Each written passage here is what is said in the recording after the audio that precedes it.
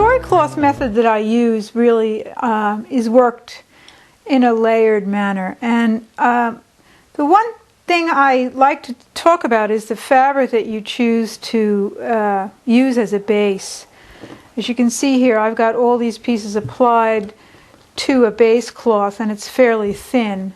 One thing you'll notice about a lot of the older textiles and the ones that feel so good is there's no batting in them. They're really layers of cloth that have been stitched together and touching in some way, and they really feel wonderful, and it makes a huge difference in the mood of your cloth.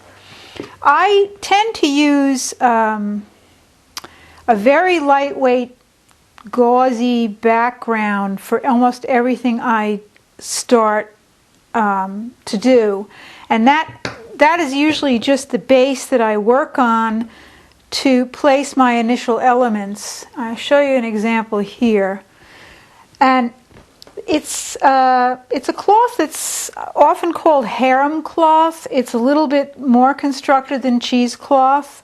It has body to it, but it really weighs nothing at all, and you can't feel it when you stitch it. It's a great thing to use. It'll end up actually being what you normally would call batting in a cloth, because you apply your initial layers and do a lot of embellishing, and then you can put another backing on it and still be able to stitch through all the layers with no effort.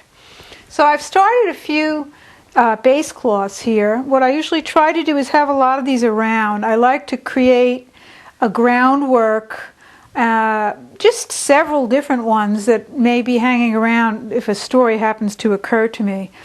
And I do like a framework to work within instead of just a solid fabric. So this offset diamond is a favorite of mine, and in this case I've got a piece of sackcloth and another piece of hand-dyed linen that's been set on an angle, so that gives me a nice layout. And then the other layout I like to use is the landscape layout. Now, I'm not really machine piecing any of these things. I'm just laying them, overlapping them on each other with ragged edges, and I'll show you how I base those later. But the landscape layout is great. It kind of it gives you a setting to work with if you want to put a character or set up an environment for your story. Now, if you do choose to use a solid color, I wanted to show you something that I really like as a variation. I do like to have some kind of a grid or some kind of texture or lines or framework to work with. And this is what I call fake patchwork. And the way this is done is, let me show you here. You basically just, and you can draw your lines first. You can, just to start with a patchwork idea, you can draw some lines and you'll fold on your line, or even you can do it without lines. You can do it free form. And then you will stitch about 1/4 inch in from that fold. And I've done one here on the machine just to show you how it looks. And then what you would do is you would just take your scissor and clip along the line.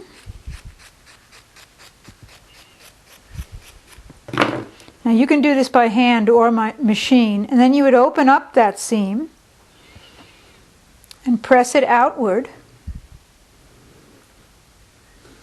And you probably want to iron it or baste it down. And you would do the same thing for all these lines, and what you end up with then is something that looks like it's been pieced, but it actually has just been tucked and cut. And there's a lot you can do with this. You might want to play around with some variations. You can just sit there and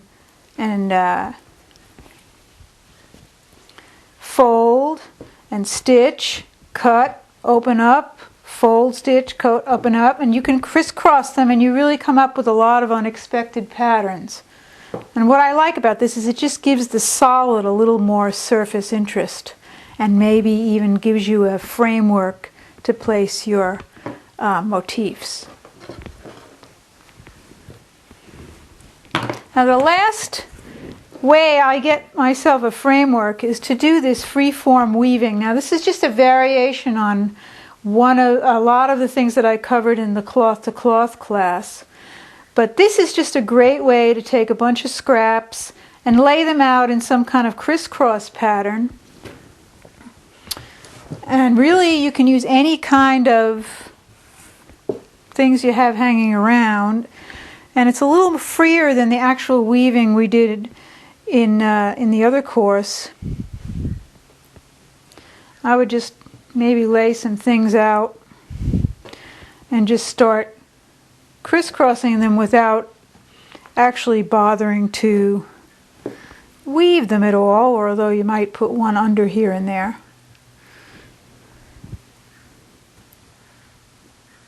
And it's just a great way to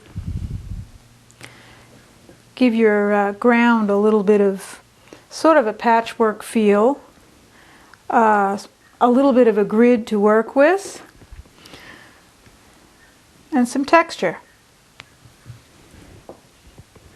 And after we get these all pinned to the back, I'll show you how to do a basic basting that I really like to use.